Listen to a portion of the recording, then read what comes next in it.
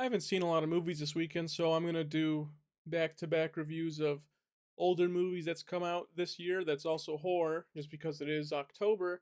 And what better way to do it than one of the first horror movies I saw this year?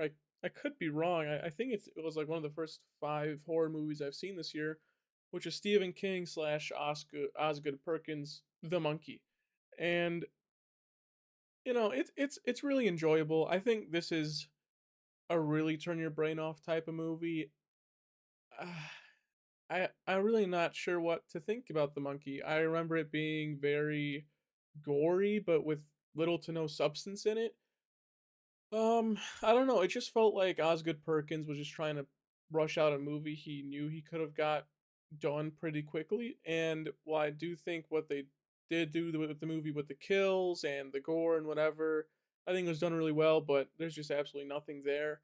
And that could be at the fault of the original Stephen King novel. I'm not sure, but um I'm not sure. This movie just really relies on its kills and gores and nothing really else. I mean it's just so strange.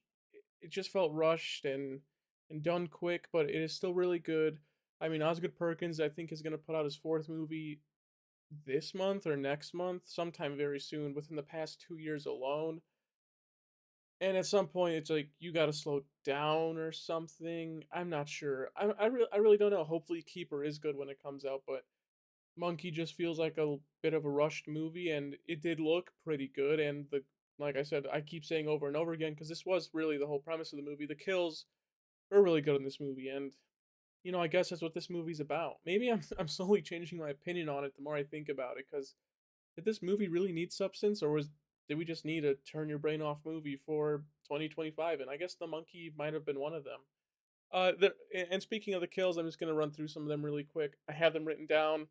I didn't remember most of them. I remembered probably 8 or 9 out of the 12 I had written down, but the final one where it's a bus full of cheerleaders and it passes by on the screen and then another bus just slices all their bodies in half. That was really cool. That was easily the best, probably the best kill of the movie, or kills, because it's multiple cheerleaders. I thought that was just amazing and amazing shock value too.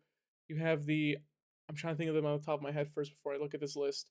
You have the pool one where someone just gets electrocuted to death, and it looked really good, like really, really good. The shotgun trap in the house, the first kill inside the pawn shop where the monkey starts banging its drums. I thought that was amazing. Um, oh crap, I'm not gonna remember these, aren't am I? There was another one in the house, but I'm trying to remember. There was two in the house. I just can't remember. I need to look at this list. Yeah, the harpoon one. Oh, that was the beginning one that I was just talking about. Uh, the lawnmower one. You had like some of the other ones where, um, Theo James is driving through the street and he sees like a bunch of dead people on the side of the road. You have the van being hit against a tree, if I remember. You have the stroller and the mom just dead. All of it looked really good. I'm not really sure what to say about the monkey, and I feel kind of sad because this is a review, and I'm trying my hardest to review the movie, but there really just is nothing here besides the kills. Ah, this is such a shame. I don't know.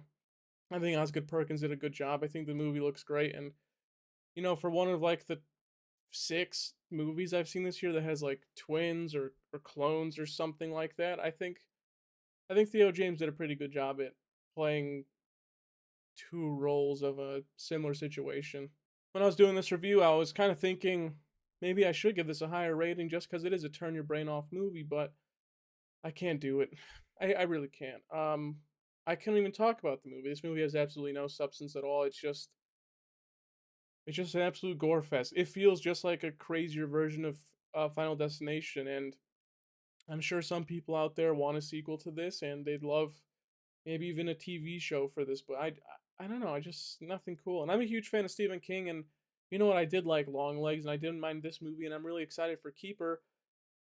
But this is still just okay, and I don't know. When as time goes on, I don't think this will be one of Perkins' best movies, even though I think this is for now, maybe in my top 3 of his. He hasn't made many, but this is my top 3 for now. I think as time goes on and he keeps making more horror movies, especially if he starts going into, like, bigger budget horror, this is definitely gonna drop. I mean, he's just too good of a director. I just have so much faith in him in doing something so much greater than this movie.